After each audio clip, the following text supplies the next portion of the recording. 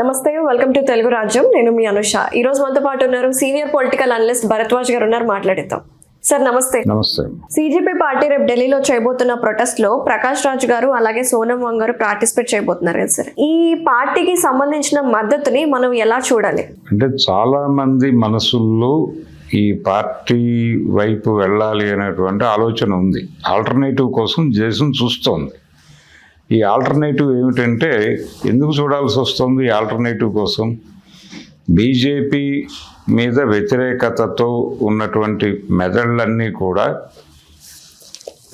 ఇంకే ఆల్టర్నేటివ్ కనిపించటం లేదు. వాళ్ళకి ఆల్టర్నేటివ్ కనిపించటం లేదు అంటే సెన్సిబుల్గా ఈ దేశపు యువతని పట్టుకోగలిగినటువంటి పార్టీలు ఏవి కనిపించటం లేదు.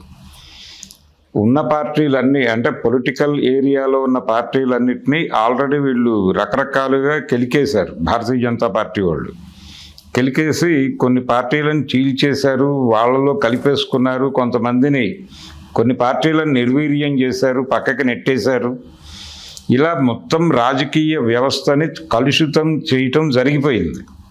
ఈ కలుషితమైనటువంటి వాతావరణంలో ఇప్పుడు జనాల్ని ఇన్స్పైర్ చేసి తమతో నడిపించుకునే పరిస్థితిలోనూ, ఆ రకమైన పిలుపులు ఇచ్చేటువంటి పరిస్థితుల్లోనూ క్యాచీగా ఉండి ఈ యూత్ని పర్టికులర్గా ఇప్పుడు జన్జీ అంటున్నారు. ఇది జన్జీ అనండి, లేకపోతే న్యూ జన్ అనండి, ఏమైనప్పటికీ వాళ్ళకి కనెక్ట్ అయ్యే నినాదాలు ఇవ్వడంలో కమ్యూనిస్ట్ పార్టీలు కూడా అంత సమర్థవంతంగా లేవు. అందుకని ఈ వాతావరణంలో ఒక కొత్త పార్టీ ఎమర్జ్ అయితే బాగానే ఉంటుంది అనే అభిప్రాయం చాలా మందిలో ఉంది. అభిప్రాయం ఉన్న వాళ్ళలో ప్రకాష్ రాజ్ కూడా ఒకడు. తను తరచూ చాలా కాన్షియస్గా ఆయన సంఘ్ పరివార్ మీద దాడులు చేస్తాడు. సంఘ్ పరివార్ మీద, పర్టికులర్గా బీజేపీ మీద, బీజేపీతో అంటకాగుతున్నటువంటి అందరూ రాజకీయ నాయకుల మీద ఆయన జస్ట్ ఆస్కింగ్ అనే పేరుతో దాడులు చేస్తూ ఉంటాడు. ఇది పవన్ కళ్యాణ్ గారు కూడా టార్గెట్ అవుతూ ఉంటాడు ఆయనకి ఆ నేపథ్యంలో. కాబట్టి ఆయనకి కూడా దీనికి ప్రత్యామ్నాయం ఏదైనా ఉంటే బాగుండు అనే ఆలోచన ఉంది. ఆ ఆలోచనలో భాగంగానే వీళ్ళందరూ పార్టిసిపేట్ చేస్తున్నారు. వెళ్ళి అక్కడ చేయటం ద్వారా అసలు అదేమిటి అనేది తెలుసుకోవాలి ముందు. దీని వెనకాల ఏముంది, స్కీమ్ ఏముంది, లేకపోతే ఈ మధ్య ఏ రాజకీయ పార్టీ ఎంట్రీనైనా సరే కొంచెం సస్పెక్ట్ చేయాల్సినటువంటి పరిస్థితి ఉంది.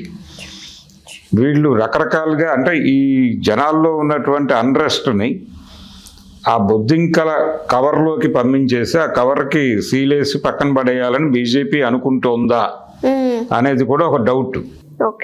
ఇప్పుడు ఆ మధ్య రాహుల్ గాంధీ గారు మాట్లాడుతూ నేను సిడబ్ల్యూసి మీటింగ్లో మాట్లాడటానికి కూడా భయపడుతున్నాను అన్నాడు ఆయన.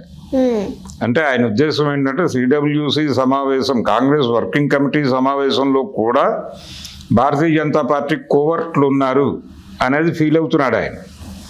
కాబట్టి ప్రతి రాజకీయ పార్టీ లోపలికి వాళ్ళు జొరబడిపోయి ప్రతి బ్రెయిన్ని వాళ్ళు కంట్రోల్లోకి తీసుకుంటున్నారు. వాళ్ళకు ఉన్నటువంటి ఆపరేటివ్ సిస్టమ్ ఏంటంటే మతం, హిందూ మతం అనేటువంటి ఆపరేటివ్ సిస్టంతో వాళ్ళు ఏ బ్రెయిన్ అయినా కంట్రోల్లోకి తీసుకుంటారు. వాళ్ళు కనెక్ట్ అవ్వదలుచుకున్నటువంటి హిందూ బ్రెయిన్ అది కమ్యూనిస్ట్ పార్టీలోనూ ఉండొచ్చు, కాంగ్రెస్లోనూ ఉండొచ్చు, ఇంకెక్కడైనా కూడా ఉండొచ్చు, నక్సలైట్ పార్టీల్లో కూడా ఉండొచ్చు. కాబట్టి ఆ బ్రెయిన్ ఏదో పద్ధతిలో వాళ్ళు నెమ్మదిగా 1 రోజు 2 రోజులు 3 రోజులు 1 వారం ట్రై చేస్తే ఆ బ్రెయిన్ వస్తుంది కంట్రోల్లో. కాబట్టి ఇలా కలుషితం చేస్తున్నటువంటి వాతావరణం ఉంది. కాబట్టి ఇప్పుడు మనం చెప్పుకుంటున్నటువంటి కాక్రోచ్ పార్టీ, దాన్ని తెలుగులో మాట్లాడుకుంటే బొద్దింకల పార్టీ అనాలి. ఈ బొద్దింకల పార్టీ, బొద్దింకల జనతా పార్టీ అంటే బీజేపీకి సెట్ అవుతుంది. అబ్రివేటెడ్గా వెళ్తే అది బొద్దింకల జనతా పార్టీ అని తెలుగులో కనుక చెప్పుకుంటే అది బీజేపీ, ఇంగ్లీష్లో చెప్పుకుంటే సిజేపీ. కాబట్టి ఇది బీజేపీనా సిజేపీనా అనేటువంటిది ఒక డౌట్ ఉంది ప్రపంచానికి. ఆ డౌట్ క్లారిఫై చేసుకోవాలంటే వాళ్ళు చేస్తున్నటువంటి నిరసన కార్యక్రమానికి వెళ్ళాలి. అందుకని చాలా మంది వెళుతున్నారు ప్రోగ్రామ్ ఏమిటి అనేది తెలుసుకోవటానికి. అయితే దాని పట్ల చాలా మంది ఇంట్రెస్ట్తో ఉన్నారు.